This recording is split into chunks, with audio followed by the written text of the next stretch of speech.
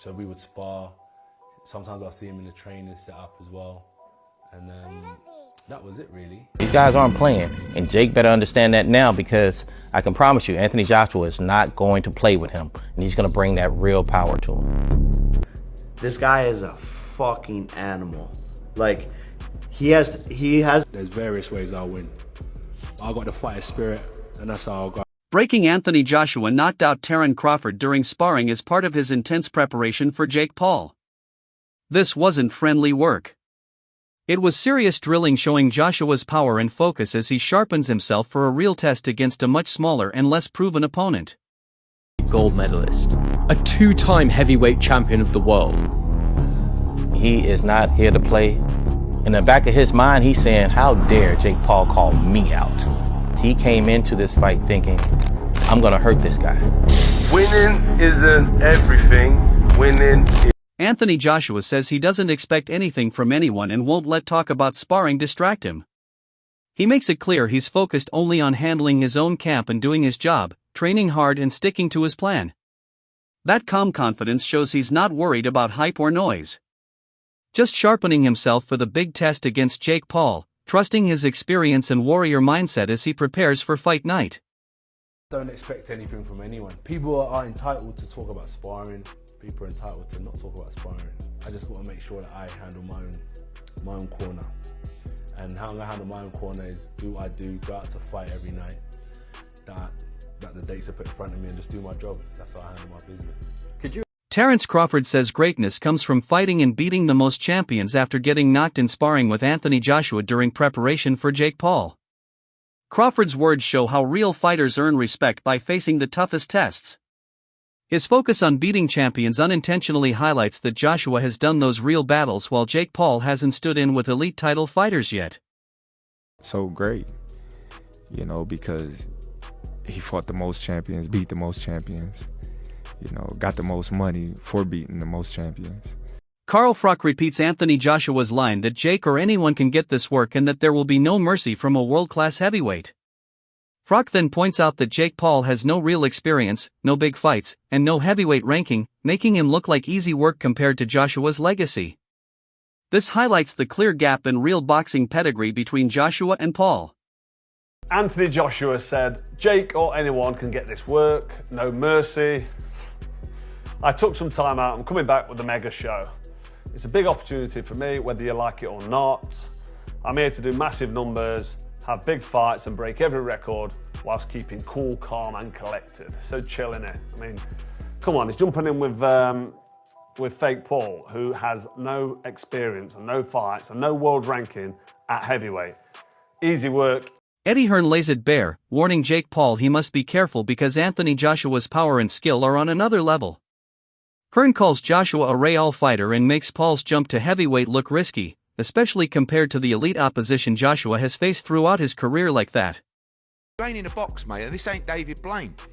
I said, so just be careful, because AJ will take your head clean off your shoulders, and it's dangerous. Yeah. And you take on that responsibility, and we all have to, so we got to think about that. But this is Anthony fighting a top 50 cruiserweight in the world. It's not something that we would normally do. Eddie Hearn doesn't hold back, flatly calling Jake Paul average as a boxer. Even after Paul brags about beating a UFC champ, Hearn pushes back on Paul's self-belief, pointing out that real boxing greatness isn't built on social media hype or a handful of mismatched wins, but on years of real competition. But you're still average. You're not. That's not true. I just beat a 5-time world champion. You beat a UFC. You don't even know. You don't know my ability though. That's true. That's true. You don't. I don't know where you might go. I just give you where I think you're at, which I'm entitled to, which is. Simon Jordan doesn't hold back in this clip. He calls the idea of Jake Paul stepping into the ring with Anthony Joshua absurd because Joshua is a true two-time heavyweight champion, someone with a legacy built on real world-class fights. Jordan admits Joshua hit a rough patch after Daniel Dubois, but still stresses there's nothing physically stopping him from executing at elite level. In contrast to Paul's limited resume, Jordan's words show the huge gap between a seasoned champion and a crossover personality who hasn't proven himself against top-tier competition. Heavyweight. And fake Paul's never been in with a heavyweight. Like I said earlier, he lost to Tommy Fury, a cruiserweight. He lost to him. Tommy Fury's not even British level. So you can't chuck fake Paul in with Anthony Joshua and take it serious. Well, I can't. Simon Jordan doesn't hold back in this clip. He calls the idea of Jake Paul stepping into the ring with Anthony Joshua absurd because Joshua is a true two-time heavyweight champion, someone with a legacy built on real world-class fights. Jordan admits Joshua hit a rough patch after Daniel Dubois, but still stresses there's nothing physically stopping him from executing at elite level. In contrast to Paul's limited resume, Jordan's words show the huge gap between a seasoned champion and a crossover personality who hasn't proven himself against top-tier competition. To a fight with Anthony Joshua, to me, is absurd. I mean, Anthony Joshua is a legitimate two-time heavyweight champion of the world. He may have got destroyed by Daniel Dubois, but notwithstanding, there's nothing physically wrong with Anthony Joshua that he can't execute. Mentally, he might be in a little bit of a difficult. Simon Jordan doesn't hold back in this clip. He calls the idea of Jake Paul stepping into the ring with Anthony Joshua absurd because Joshua is a true two-time heavyweight champion, someone with a legacy built on real world-class fights.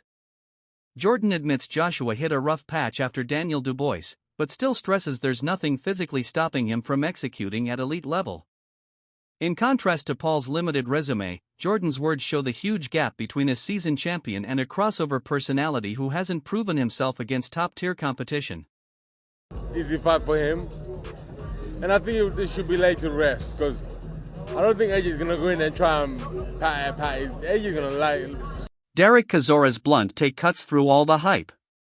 He says Jake Paul looks like an easy fight for Anthony Joshua, but then adds that Joshua won't just play around, he'll smoke him. Chizora speaks from the perspective of someone who has been in trenches with real heavyweights. And his prediction strips away the celebrity spectacle to point straight at the reality of the ring.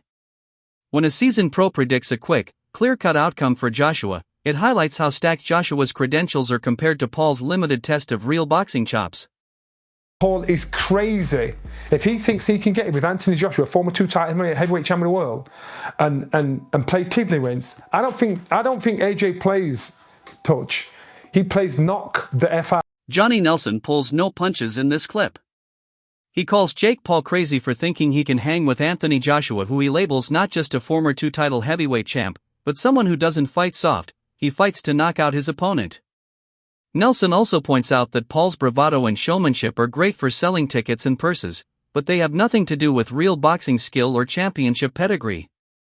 In the narrative of this build-up, Nelson's assessment puts Paul's swagger in perspective and reminds viewers that hype doesn't beat real champions. Extremely little risk, and a big reward. I mean, why would you not take it? But as a fight fan, I thought it was a farce. I mean, Tommy Fury beat Jake Paul.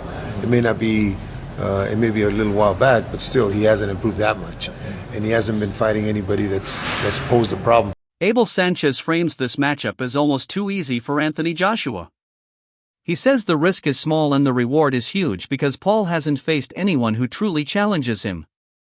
Bringing up Paul's loss to Tommy Fury is proof. Sanchez calls the fight a farce from the standpoint of a real boxing fan. A far cry from elite heavyweight competition. His words highlight how Paul's lack of meaningful tests stands in stark contrast to Joshua's career filled with world-class opponents. This makes the narrative of a real contest harder to swallow for purists. Can beat Jake Paul. Excuse my French, what the fuck is Anthony Joshua going to do to Jake Paul? I think my dad said that AJ could beat him with his prick, and I completely will back that up. Even if AJ had a broken arm in there, it still... Tommy Fury makes it clear that if he himself can defeat Jake Paul, Anthony Joshua's power and skill would be on a completely different level. He exaggerates just to make the point that Joshua would dominate in a matter of seconds, even with limitations. This again shows the massive gap between Paul's experience and Joshua's true heavyweight class.